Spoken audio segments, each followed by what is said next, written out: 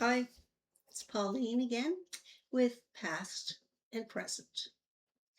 Today I want to talk about what happens when you're doing a job per se with your new baby, or the baby's getting a little bit older and you're tempted to put them in daycare, but you really can't afford the daycare. I've never used daycare personally.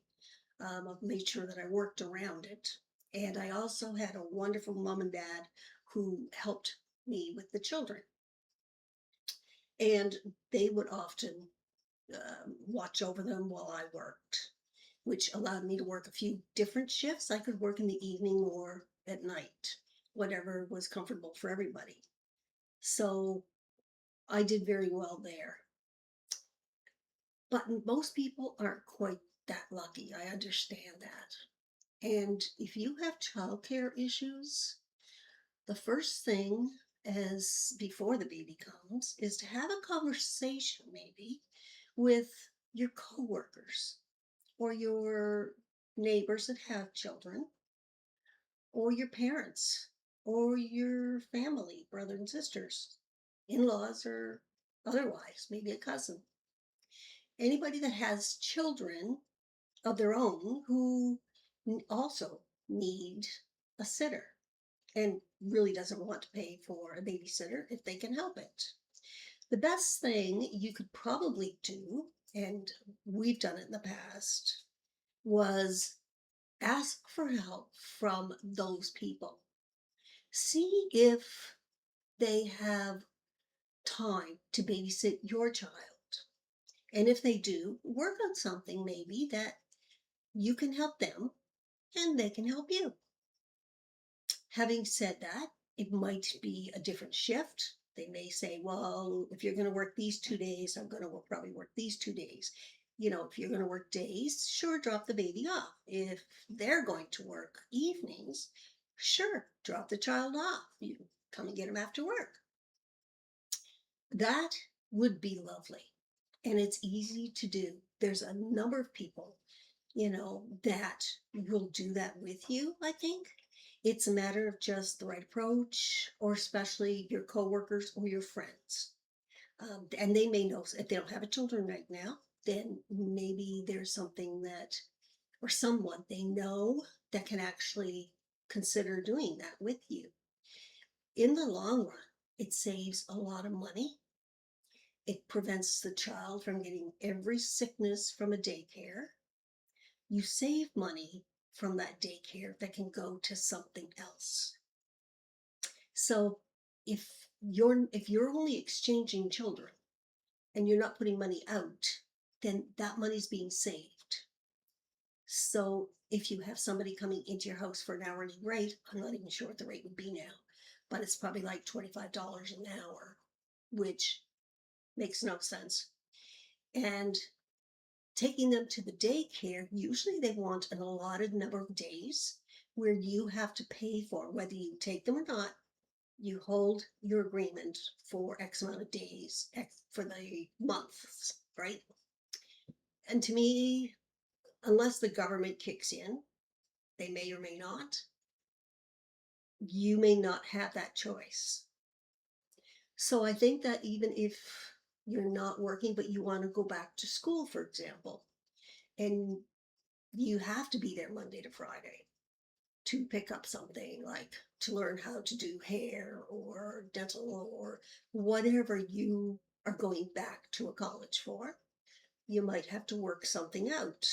Now, if you're not going to work it come the summertime or the holidays, you may want to consider saying, well, if you can do this, I can do this.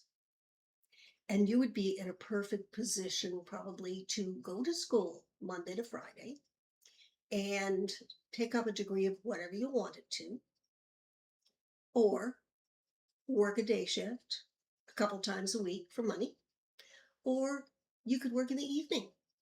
Whatever, if your significant other comes home at 5 and you just needed somebody for 3 or 4 hours, you could probably do that.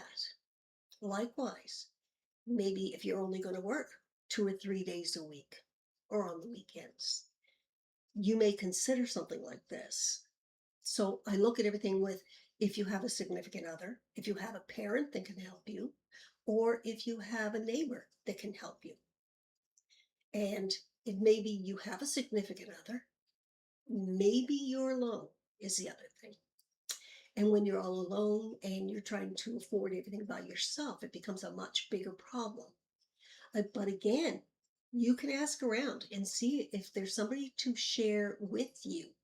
Make sure before you do that that you have references and backgrounds on the people, and that you also can offer them that, because you don't want somebody that's not good with children or that is not a good person by nature babysitting for you. Okay, like they have to be qualified to do that. And if you're interested in something like that, one thing you can do is you go to your fire department and you get basic first aid class with CPR. And that is giving you more qualification to actually look after your child and the children or child you'll be looking after. Most parents will appreciate the fact that you know what you're doing, especially with those two basic courses. Usually they're free. They don't cost very much if they do, maybe 20 bucks, maybe 50, but it's well worth having for you and your children. So it's a consideration to take as far as getting a babysitter. So I'm going to hope that that helps put a little bit of feedback into you by helping with someone to help look after your children. It could be in your home, or you may be able to take them to theirs. Okay. Again, that's something you have to work out, but it's definitely something that could be free to you. And you just have to find the right person that matches that. And you've got it. You got it made right there. And hopefully more people will look at doing that and may say, I'd like to be with you guys. I'd like to do this with you. And you may be able to pick up a third person where it's a three-way switch. And by doing that, it makes it even easier on everybody that you're not paying anybody. It's not coming out of your pocket, but you are making money, you are saving. And that is the biggest thing, is that plus it gives the children somebody they can play with as they grow. And that's a good thing, so that they're not the only child problem syndrome. Because when a child's left by themselves and they don't have activities to do with another, usually it becomes a real problem because they lean into themselves, they get into mischief, they don't want to do anything, they don't want to go anywhere. And when they get old enough to play on tablets and phones, well, you've got them lost right there.